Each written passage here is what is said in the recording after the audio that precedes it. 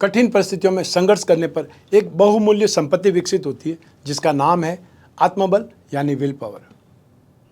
अभिमान को आने मत दो और स्वाभिमान को जाने मत दो। अभिमान आपको उठने नहीं देगा और स्वाभिमान आपको गिरने नहीं देगा। याद रखिए, जिंदगी आईने की तरह यह तभी मुस्कुराएगी जब आप मुस्कुराएंगे। नमस्कार, मैं हूं कमल श्रीमाली। आप सभी का स्वागत करता हूं आपके अपने चैनल में और राहु के कुंभ राशि में प्रवेश के इस विशेष एपिसोड में। यह एपिसोड आपकी राशि, नाम राशि अर्थात मून साइन पर आधारित है। एक छोटी सी अपील है आपसे, यह चैनल और इसका हर एपिसोड आपके जीवन में सहजता, सुख, शांति, समृद्धि के लिए हमारा प्रयास है। आप भी हमारे चैनल को सब्सक्राइब करें, शेयर करें, कमेंट करें, लाइक करें, उत्साहवर्धन करें, हमारा सहयोग करें, हमें भी अच्छा लगेगा। ज्योतिष की दृष्टि से हमारे जीवन में घटित होने वाली सभी शुभ या अशुभ घटनाएं नवग्रहों पर आधारित होती है। ज्योतिष शास्त्र के 9 ग्रहों में से राहु केतु को प्रत्यक्ष ग्रह न मान करके छाया ग्रह माना जाता है।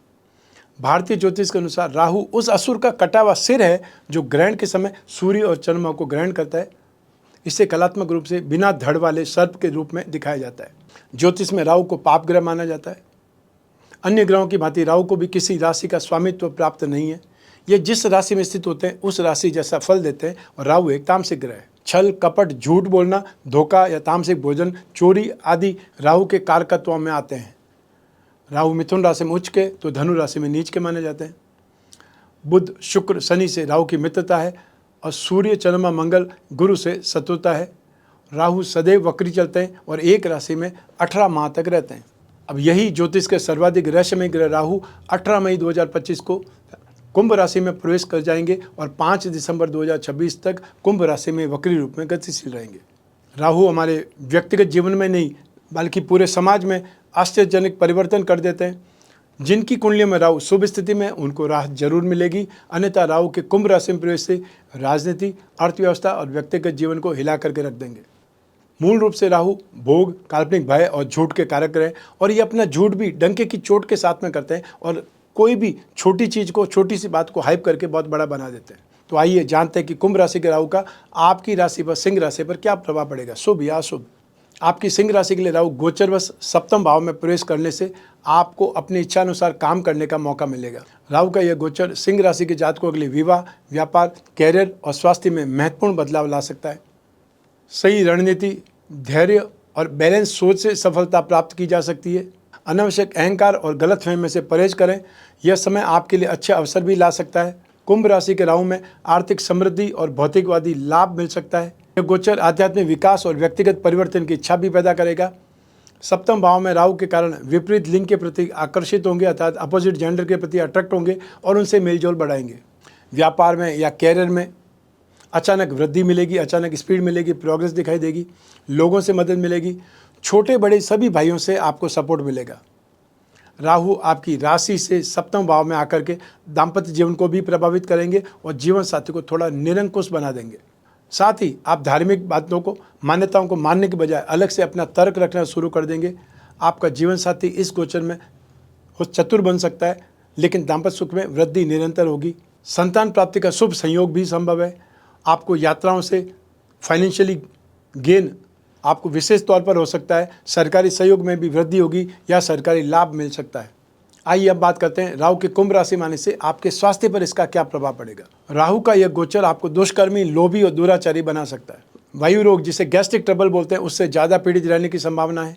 मेंटल प्रेशर और कोई न कोई चिंता आपको घेरे रहेगी। हार्ट प्रॉब्लम, आई इन्फेक्शन और ब्लड प्रेशर जैसी बीमारियां इस समय जन्म ले सकती है। जीवन साथी के स्वभाव से या बातों से कभी कभार अनबन हो सकती है और उनके स्वास्थ्य पर भी राहु का नेगेटिव इम्पैक्ट आ सकता है। खान पान में और खास करके मांस मदिरा का सेवन इस समय ना ही करें तो बेहतर रहेगा। पिताजी के स्वास्थ्य को लेकर के भी आपको इस समय चिंता सता सकती है, परेशान हो सकते हैं। आइए अब बात करते हैं राहु के कुंभ राशि में आने से आपके आर्थिक जीवन और व्यावसायिक जीवन पर इसका क्या प्रभाव पड़ेगा। इस समय काल में नौकरी करना ज़्यादा सही रहेगा। यह गोचर व्यापार में साझेदारों के बीच कुछ मतभेद और संघर्ष पैदा कर सकता है। आपके और साझेदारों के बीच में छोटे मोटे विवाद हो सकते हैं जो कि आपके व्यापार पर नेगेटिव इम्पैक्ट डाल सकते हैं। मार्केटिंग, मीडिया, कम्युनिकेशन, लॉ और कंसल्टिंग सेक्टर के लोगों के लिए यह गोचर बहुत लाभदायक हो सकता है। इंपोर्ट एक्सपोर्ट से जो भी जुड़े हुए व्यापारी हैं उनके लिए समय एक प्रकार से खुशियों की सौगात लेकर के आया है। शानदार ढंग से फ़ायदा उठाएंगे। पर इस बात का ध्यान रखें कि राहु आपको गलत तरीकों से पैसा कमाने की इच्छा को जागृत कर सकता है, आपको नेगेटिविटी की ओर अट्रैक्ट कर सकता है और ऐसा करने पर कानूनी परेशानियों में उलझ भी सकते हैं। नौकरी पेशा लोगों के लिए यह समय बहुत कड़ी मेहनत का है, अपने जीवन में अनएक्सपेक्टेड बदलाव ला सकते हैं। वहीं आपको कैरियर में अनएक्सपेक्टेडली प्रमोशन के लिए भी आपका नाम आगे बढ़ाया जा सकता है। अपने ऑफिस में अलर्ट रहना है, वरना षड्यंत्र का शिकार बनाया जा सकते हैं और प्रमोशन की जगह डिमोशन होना भी संभव है। आइए अब बात करते हैं राहु की कुंभ राशि आने पर राहु की जो दस्तियाँ हैं राशि से पंचम भाव पर, सप्तम भाव पर, नवम भाव पर, उसका क्या इम्पैक्ट आपके राशि बल पर पड़ेगा। राहु की सप्तम भाव में प्रवेश होने से लाभ भाव पर मित्र दृष्टि, राशि भाव पर शत्रु दृष्टि और पराक्रम भाव पर मित्र दृष्टि पड़ेगी। मैं हर दृष्टि का अलग अलग विश्लेषण कर रहा हूँ। तो आज सबसे पहले बात करेंगे राहु की पंचम दृष्टि की। राहु की पंचम दृष्टि लाभ भाव पर अब मित्र मिथुन राशि पर होगी, जिससे आय, लाभ और सफलता का विश्लेषण किया जाता है। राहु के गोचर में विवादित और गलत कार्यों में सफलता जल्दी मिल सकती है, लेकिन क्रोध, अहंकार और कई बार बना बनाया काम बिगड़ भी सकता है। राहु के इस गोचर में विवाह का प्रयास किया जाए तो शीघ्र सफलता मिल सकती है और जो शादी करने की सोच रहे हैं उनके पास इस दौरान कई अच्छे प्रस्ताव आ सकते हैं। हालांकि जीवन साथी का चुनाव करने में आप भ्रमित भी हो सकते हैं, तो ऐसे में आप अपने भाई का, भाभी का या कोई भी जिसको आप पसंद करते हैं, जो आपको मानते हैं, समझते हैं, उनसे आप कंसल्ट करें, उनसे आप बातचीत करें, विचार विमर्श करें। जीवन का कोई बहुत बड़ा सपना आपके प्रयास करने पर पूरा होता नजर आएगा। दोस्तों का नेटवर्क या नेटवर्किंग से इस समय आप अनएक्सपेक्टेड प्रॉफिट कमा सकते हैं, पर ध्यान रखिएगा कई लोग आपके नाम से, आपके माध्यम से धोखा भी दे सकते हैं। यदि आपकी जन्म कुंडली में राहु नीच राशि में है या नेगेटिव स्थिति में है, तो राहु के इस गोचर में जीवन साथी के साथ मतभेद बढ़ेंगे या जीवन साथी की बीमारी, अवैध संबंध, बदनामी, अपमान, यौन रोग का खतरा, आकस्मिक आपदा जैसे दुष्परिणाम भी मिल सकते हैं। राहु के उपाय आपको राहत जरूर देंगे।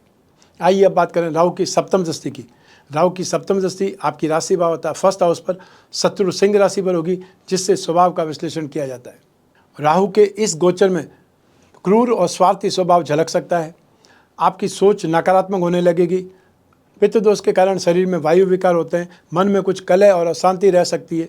शादीशुदा लोग अपने रिश्ते के बीच किसी तीसरे का हस्तक्षेप, इंटरफेरेंस देख सकते हैं, जो कि आप दोनों के बीच में टकराव पैदा कर सकता है। अब बात करते हैं राहु की नवम दृष्टि की। राहु की नवम दृष्टि पराक्रम भाव मित्र तुला राशि पर होगी, जिससे मित्र, छोटे भाई बहन, पराक्रम का विश्लेषण किया जाता है। राहु के इस गोचर में आप बार बार विदेश यात्रा की योजना बनाएंगे। इसके अलावा कोई काम के सिलसिले में जीवन साथी के साथ में भी आपकी यात्राएं हो सकती है, लेकिन ये आपके लिए बहुत लाभदायक नहीं रह पाएंगी। फ्रेंड सर्कल से सहायता मिलेगी। छोटे भाई बहनों के साथ संबंधों में कुछ स्वार्थ या तनाव उत्पन्न हो सकता है। मीडिया, लेखन और संचार क्षेत्र से जुड़े लोगों के लिए यह समय अवसरों से भरा रहेगा। तो आइए अब बात करते हैं राहु दोष निवारण के विशेष उपायों की। आपको शनिवार के दिन किसी मंदिर में जाकर के झंडा लगाना है। आपको भैरवनाथ जी के दर्शन करने चाहिए। आपको हनुमान जी की मूर्ति के सामने चमेली के तेल का दीपक जला करके बजरंग बाण का पाठ करना चाहिए। सबसे अच्छा उपाय, या ये बोल सकते हैं कारगर उपाय। कुत्तों को दूध रोटी खिलाने से राहु के दुष्परिणामों से राहत मिलती है। कोई पवित्र नदी या तीर्थ स्थान में जाकर के स्नान करने से सफलता मिल सकती है। मनोकामना पूर्ति में सफलता विशेष रूप से मिल सकती है। आपको बुधवार या शनिवार के दिन साबुत काले उड़द का दान करना चाहिए। हर शनिवार को एक जटा वाला नारियल प्रातः राहु काल में स्वयं के ऊपर से 11 बार घुमा करके जल में विसर्जित करें या शनि मंदिर में चढ़ा दें। राम रक्षा कवच धारण करें या काल भैरव कवच धारण करें। जो सामर्थ्यवान है वो दोनों का कंबाइंड पैंडल बना करके धारण करें तो और ज़्यादा अच्छा है। राहु का एकाक्षरी बीज मंत्र ओम राम रावे नमः, इस मंत्र का जाप करें। तो ये था राहु का कुंभ राशि में प्रवेश होने से आपकी सिंह राशि पर क्या प्रभाव पड़ेगा। आपकी जन्म कुंडली में से एक ग्रह चंद्रमा को आधार बना करके मैंने एक गोचरफल राशिफल आपको बतलाया है। आप चाहें तो अपनी जन्म कुंडली के संदर्भ में इस राशिफल को, गोचरफल को सटीकता से जान सकते हैं, क्योंकि जन्म कुंडली आपकी अपनी है और आपकी अपनी डिटेल से ही बनती है। लेकिन जब जीवन में समस्याएं ज़्यादा हो, भविष्य में झांकना हो, कोई बहुत बड़ा डिसीजन लेना हो, तो आपको अपनी जन्म कुंडली का विश्लेषण करवाना चाहिए। समय समय पर करवाना चाहिए। वर्ष में एक बार तो करवाना ही चाहिए।